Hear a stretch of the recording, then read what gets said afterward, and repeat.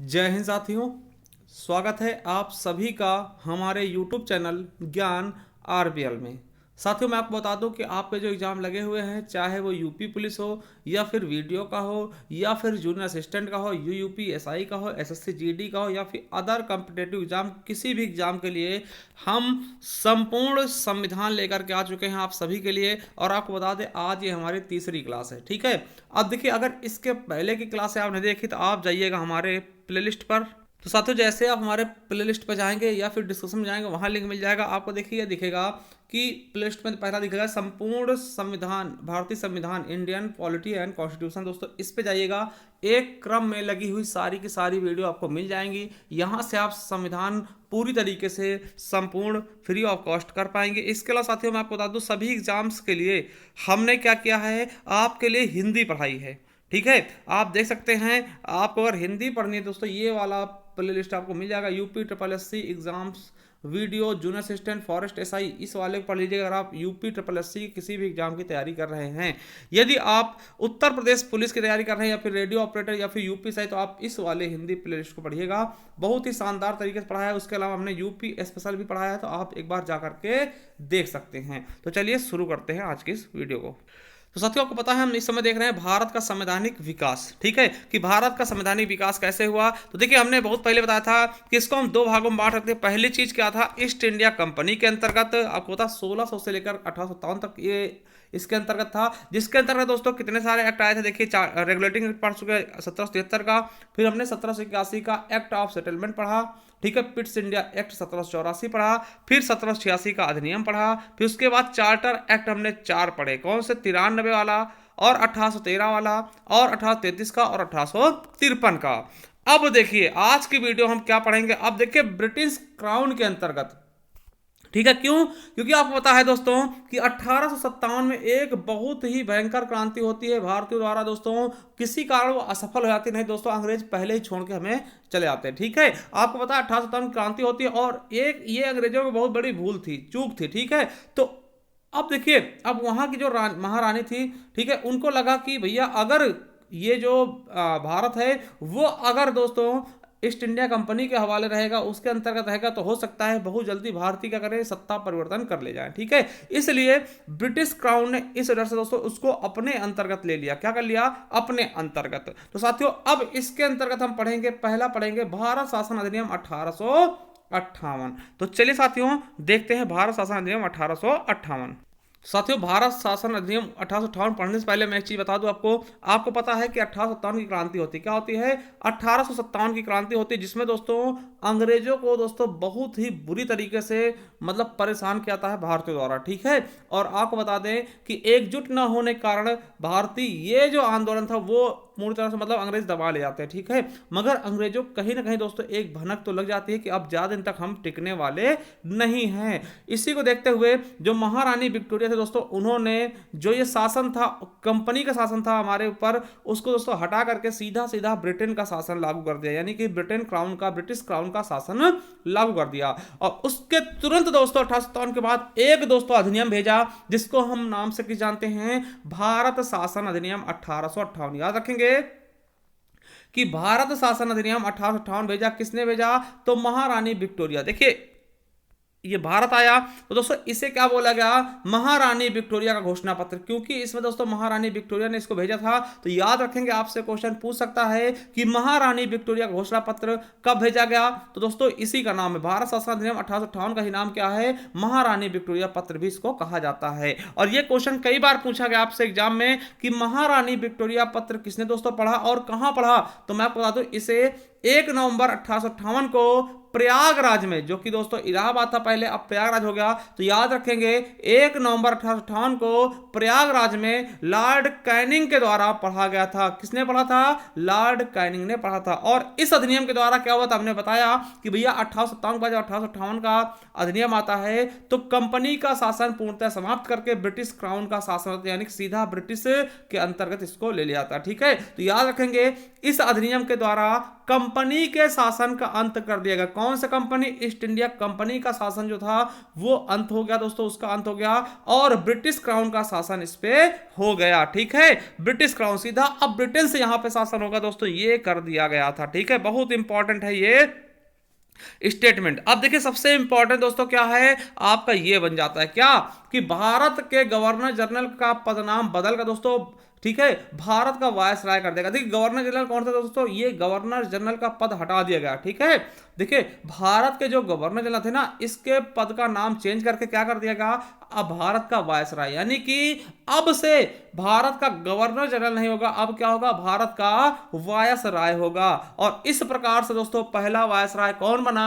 तो दोस्तों भारत का पहला वायस राय कौन बना? तो लॉर्ड कैनिंग। कौन बना? लॉर्ड कैनिंग दोस्तों भारत का पहला वायसराय बन गया। ठीक है, अब समझिए, देखिए आपको पता है कि कंपनी को कौन चलाता था? तो आपको पता है दो दोस्तों, है ना, दो संस्थाएं गठित की गई थी। कौन? एक बोर्ड ऑफ कंट्रोल था और एक कोर्ट ऑफ डायरेक्टर्स था, है ना। यही कंपनी चलाते ना, हमने आगे पढ़ा था पिट्स इंडिया एक्ट में, है ना, इनको पढ़ा था हमने कि बोर्ड ऑफ कंट्रोल की स्थापना की गई और कोर्ट ऑफ डायरेक्टर्स की स्थापना की गई। ठीक है, तो दोस्तों इनको देखिए, अब जब कंपनी का काम ही खत्म होगा तो इनको भी रद्द कर दिया गया। तो समझ वाली बात है कि भैया इसके द्वारा बोर्ड ऑफ कंट्रोल तथा कोर्ट ऑफ डायरेक्टर्स को भी समाप्त कर दिया। क्यों? क्योंकि ये कंपनी के साथ काम करते थे। तो कंपनी जब खत्म हो गई दोस्तों, कंपनी का प्रभुत्व भारत पे खत्म हो गया, है ना। अब दोस्तों इनको भी समाप्त कर दिया गया। अब देखिए जब इनको समाप्त किया गया ना, तो भाई कोई ना कोई तो इस कार्यकाल को देखेगा, इस कार्य को देखेगा। तो मैं आपको बता दूं कि इसके द्वारा दोस्तों, इसी अधिनियम के द्वारा भारत सचिव का नया पद सृजन किया गया। किसका दोस्तों? भारत सचिव का नया पद एक सृजित किया गया। क्वेश्चन आएगा कि भारत सचिव का नया पद कब सृजित किया गया दोस्तों? आप बताएंगे 1858 में। ठीक है, बहुत इंपॉर्टेंट है, मोस्ट इंपॉर्टेंट है, याद रखेंगे कि भारत सचिव का नया पद दोस्तों क्या किया गया, इसका गठन किया गया या फिर सृजित किया गया, जिसमें दोस्तों भारतीय प्रशासन की संपूर्ण शक्तियां, नियंत्रण की शक्तियां नहीं थी। मतलब दोस्तों ये जो भारतीय प्रशासन की ना संपूर्ण नियंत्रण की शक्तियां दोस्तों इसमें नहीं थी, यानी किसमें? भारत सचिव में। ठीक है, याद रखेंगे। और दोस्तों मैं बता दूं एक चीज कि भारत सचिव जो पद था ना, इसकी सहायता के लिए, जैसे आपको पता है ना प्रधानमंत्री की सहायता, राष्ट्रपति की सहायता के लिए दोस्तों एक मंत्रिमंडल होता है ना, उसी प्रकार से दोस्तों उस समय क्या था, जो भारत सचिव का नया पद सृजित किया गया था ना, भारत सचिव की सहायता के लिए 15 सदस्यीय भारत परिषद की स्थापना की गई दोस्तों। एक भारत परिषद बनाया गया जिसमें 15 सदस्य थे। किस लिए थे? कि वो भारत सचिव की हेल्प कर सके, उनकी मदद कर सके। ठीक है, ये भी दोस्तों आपको याद रखना 1858 में किया गया। ठीक है, चलिए अब दोस्तों हम देखते हैं 1861 के बारे में, यानी भारत परिषद अधिनियम 1861 आया। देखिए 58 के बाद 61 आया। ठीक है, अब देखिए एक चीज समझिएगा, इसमें क्या किया गया? तो दोस्तों ये मोस्ट इंपॉर्टेंट है। क्या मोस्ट इंपॉर्टेंट है? कि इसमें दोस्तों वायसराय को अध्यादेश जारी करने का अधिकार देगा। भैया आपातकाल स्थिति में वायसराय को अध्यादेश जारी करने का दोस्तों छूट दी गई। देखिए ये अध्यादेश क्या होता है आपको पता होगा कि यहां से दोस्तों हमारे संविधान में भी अध्यादेश दिया गया। किसको? तो आप बताएंगे दोस्तों राष्ट्रपति और राज्यपाल दोनों को। याद रख लेंगे, राष्ट्रपति को भी अध्यादेश जारी करने का आदेश है और राज्यपाल भी कर सकता है। देखिए राष्ट्रपति 123 के तहत, किससे? आर्टिकल 123, और राज्यपाल 213 के तहत दोस्तों अध्यादेश जारी कर सकता है। देखिए अध्यादेश क्या होता है? जब दोस्तों संसद या विधानसभा दोस्तों संसद और विधानमंडल ना चल रहा हो तो राष्ट्रपति को लगता है दोस्तों कोई एक महत्वपूर्ण अधिनियम है तो उसको दोस्तों 6 महीने तक लागू कर सकता है। दोस्तों वो पूरी तरह से प्रभावित रहेगा 6 महीने तक। ठीक है, तो इसे हम क्या बोलते हैं? अध्यादेश। तो याद रखेंगे दोस्तों उस समय भी 6 ही महीने के लिए दोस्तों ये प्रभावी रह सकता था। ठीक है, तो याद रखेंगे वायसराय को अध्यादेश जारी करने का अधिकार दिया गया जो कि आपातकाल में 6 माह तक प्रभावित रहेगा, प्रभाव में रहेगा। दोस्तों याद रखेंगे अध्यादेश दोस्तों राष्ट्रपति भी जारी करता है अपने संविधान में। किसके तहत? 123, आर्टिकल 123। याद रखेंगे बहुत बार पूछा गया। और राज्यपाल भी कर सकता है आर्टिकल 213 के तहत। राज्यपाल राज्य में करेगा और केंद्र में कौन? राष्ट्रपति जी करेंगे। ठीक, तो ये आपको याद रखना बहुत इंपॉर्टेंट। अध्यादेश किससे जारी होता है? तो 1861 के भारत शासन अधिनियम में दिया गया था वायसराय को। ठीक है, चलिए अब दोस्तों ये भी बहुत इंपॉर्टेंट आ चुका है कि भारत में विभागीय प्रणाली दोस्तों क्या होता है? जैसे देखते हैं ना अभी क्या है, विभाग बटे हुए हैं भैया। ये वित्त मंत्री हैं, ये खेल मंत्री हैं, ये गृह मंत्री हैं, ये मंत्री है, इस तरीके से दोस्तों ये चीजें दोस्तों कब से शुरू हुई थी, तो 1861 के भारत परिषद अधिनियम से। तो याद रखेंगे कि भारत में विभागीय प्रणाली यानी जिसको हम पोर्टफोलियो सिस्टम भी कहते हैं और मंत्रिमंडलीय परिषद भी कहते हैं, इसकी शुरुआत की गई थी। क्वेश्चन आएगा कि भारत में विभागीय प्रणाली या फिर पोर्टफोलियो प्रणाली या फिर दोस्तों मंत्रिमंडलीय प्रणाली की शुरुआत कब से हुई थी, तो भारत परिषद अधिनियम 1861 के तहत। देखिए याद रख लेंगे, बहुत इंपॉर्टेंट है। ठीक है, चलिए आगे देखते हैं। बंबई व मद्रास प्रेसिडेंसी को कानून निर्माण करने का अधिकार देकर विकेंद्रीकरण शुरू किया गया। देखिए केंद्रीकरण क्या होता है, देखिए हमने अभी पहले बताया था केंद्रीकरण कर दिया गया था, सबके थोड़ा सा कानून को छीन के दोस्तों एक को दे दिया गया था। मगर दोस्तों अब इसमें क्या किया गया, फिर से दोस्तों जो बंबई और मद्रास की प्रेसिडेंसी थी ना, उनको भी कुछ कानून बनाने के अधिकार दे दिया गया। भैया कुछ बहुत कानून आप भी बना सकते हैं, जिससे दोस्तों विकेंद्रीकरण क्या होता है दोस्तों, एक सत्ता को दोस्तों चिथड़ा देना, मतलब कि कई लोगों को बांट देना। ठीक, वही विकेंद्रीकरण होता है, विकेंद्रीकरण की शुरुआत हो गई। ठीक है, अब देखिए यहां पे देखिएगा ये एक काम देखिए।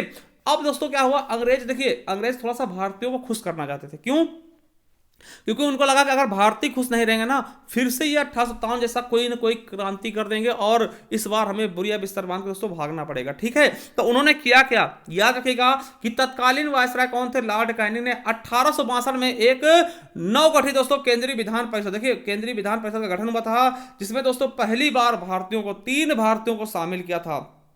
समझिएगा, आपसे पूछ सकता है कि कब दोस्तों केंद्रीय विधान परिषद में 3 भारतीयों को शामिल किया गया था, तो ये आप बताएंगे 1862 के, 1861 के चार्टर भारत परिषद अधिनियम के अंतर्गत दोस्तों 1862 में। ठीक है, तो कौन कौन थे वो, तो दोस्तों बनारस के राजा थे देवनारायण सिंह थे। ठीक है, पटियाला के महाराजा नरेंद्र सिंह थे और सर दिनकर राव। ये 3 लोगों को दोस्तों केंद्रीय विधान परिषद में सदस्य के रूप में चुना गया था। ये चीज आपको बहुत ही अच्छे से याद रखना, क्योंकि दोस्तों ये आपके एग्जाम में पूछे जा सकते हैं। ठीक है, इंपॉर्टेंट है, इसलिए हम आपको बता रहे हैं। ठीक है, चलिए दोस्तों ये समझ में आ गया। चलिए अब देखते हैं 1892 का। ठीक है, भारत परिषद अधिनियम 1892, इसमें क्या किया गया दोस्तों, भारत परिषद अधिनियम 1892 में क्या किया गया, सबसे पहली बात इसमें दोस्तों अप्रत्यक्ष निर्वाचन की शुरुआत की गई। अप्रत्यक्ष क्या होता है दोस्तों, आपको बताते हैं, निर्वाचन 2 तरीके के होते हैं, एक होता है प्रत्यक्ष और एक होता है अप्रत्यक्ष। देखिए प्रत्यक्ष क्या होता है दोस्तों, आपको पता होगा कि जैसे आप दोस्तों लोकसभा का चुनाव करते हैं प्रत्यक्ष रूप से, आपने दोस्तों क्या क्या होगा, जैसे हमने दोस्तों लोकसभा के चुनाव में वोट डाला। ठीक है, और दोस्तों उसके अलावा आप देखते हैं दोस्तों विधानसभा में। ठीक है, तो दोस्तों ये चीज समझिएगा, जैसे हम ग्राम प्रधान के चुनाव होते हैं वो प्रत्यक्ष होते हैं, मगर साथियों आपको पता है राष्ट्रपति का चुनाव कैसे होता है, राष्ट्रपति के चुनाव में हम भाग नहीं लेते हैं, अप्रत्यक्ष होता। तो प्रत्यक्ष और अप्रत्यक्ष 2 प्रकार के चुनाव होते हैं। तो पहली बार अप्रत्यक्ष चुनाव की झलक कहां दिखी, तो भारत परिषद अधिनियम 1892 में। ठीक है, याद रखेंगे। देखिए कहां कहां हुए थे अप्रत्यक्ष चुनाव, तो देखिए कुछ गैर सरकारी सदस्य थे वहां, और नगर पालिका हो गए, जिला बोर्ड हो गए, विश्वविद्यालय और वाणिज्य मंडल में अप्रत्यक्ष निर्वाचन की शुरुआत की गई थी। ठीक है, और देखिए थोड़े अधिकार भारतीयों को देने के शुरू किए थे, जैसे कि भारतीय सदस्यों को बजट। देखिए बजट आपको पता है, अगर आप अभी हमारे संविधान में देखते हैं ना, तो बजट शब्द का प्रयोग कहीं हुआ ही नहीं है। ठीक है, बजट शब्द का प्रयोग कहते नहीं, बजट पास किया गया था भैया, बजट पेश किया गया, बजट दोस्तों पेश नहीं। देखिए बजट शब्द का प्रयोग भारत के संविधान में किया ही नहीं गया। किस, देखिए इसका एक दूसरा नाम किया गया, क्या, वार्षिक वित्तीय विवरण के नाम से दोस्तों, आर्टिकल 112 में। ठीक है, तो ये भी याद रखेंगे, क्वेश्चन कई बार पूछाता है। ठीक है, याद रखेंगे। तो भारतीय सदस्यों को बजट पर बहस करने एवं प्रश्न पूछने का अधिकार दिया गया, परंतु दोस्तों मतदान करने का अधिकार नहीं दिया गया। यानी कुछ ना कुछ अधिकार भारतीयों को मिलने शुरू हो गए थे कि बजट पे आप बहस करिए, प्रश्न पूछने का अधिकार। देखिए बहस करने से होता है कि भैया आप हमारे लिए क्या गलत कर रहे हैं दोस्तों, ये चीजें देखिए बहस करोगे ना तो कुछ ना कुछ तो फायदा होगा कि भैया लोग जानेंगे, है ना, अंग्रेजों के प्रति होगा, मतलब जो भारतीयों का रवैया बदलेगा कि भैया हमारे बजट में ये होना चाहिए, आपने नहीं किया ये चीजें, है ना।